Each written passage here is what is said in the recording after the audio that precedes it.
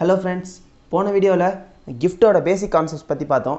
இந்த வீடியோல cash gift அப்படிங்கற ஒரு கான்செப்ட பத்தி பார்க்க போறோம். Cash giftனு சொல்லிட்டாலே ரெண்டு கேட்டகரி நான் ஏற்கனவே சொல்லிருந்தேன். exempted category, non exempted category. exempted categoryனா என்னன்னங்கறத நம்ம போன வீடியோல தெளிவா பார்த்தோம்.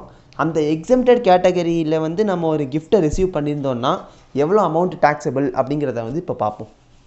First cash gift-ஓட rupees 50000 வரைக்கும் இருந்துச்சுனா 50000 or less இருந்துச்சுனா fully exempt.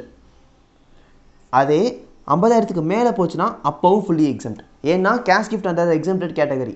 exempted category குள்ள வந்துருச்சுனா cash gift நம்ம எவ்வளவு ரிசீவ் பண்ணாலும் 100% exempt. 1 கோடி ரூபாய் ரிசீவ் பண்ணாலும் gift-ஆ ரிசீவ் பண்ணனும்னா 1 கோடி ரூபாயும் exempt தான். இது exempted category-ஆ இருந்துச்சுனா suppose non exempted category-ஆ இருந்துச்சுனா first cash gift-ஓட rupees 50000 வரைக்கும் இருந்துச்சுனா exempt போன கேஸ் மாதிரியே. ஆனா 50000 தாண்டிருச்சுனா entire amount taxable.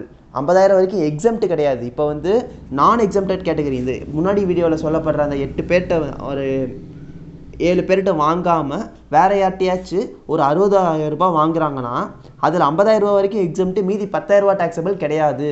மொத்த 60000 ரூபாயுமே taxable. அதான் entire amount taxable. 50000 தாண்டிருச்சுனா entire amount taxable. 50000 தாண்டலைனா entire amount exempt. இதே exempted category-ஆ இருந்துச்சுனா 50000 தாண்டினாலும் தாண்டலைனாலும் எப்பவுமே fully exempt. இதுதான் cash gift-ஓட provisions. இதுக்கு மேல வேற provisions கேட்க சான்ஸ் இல்ல. ஏதாச்சும் டவுட்ஸ் இருந்துச்சுனா கமெண்ட் செக்ஷன்ல கேளுங்க. மறக்காம சேனலை subscribe பண்ணிருங்க. Thank you friends.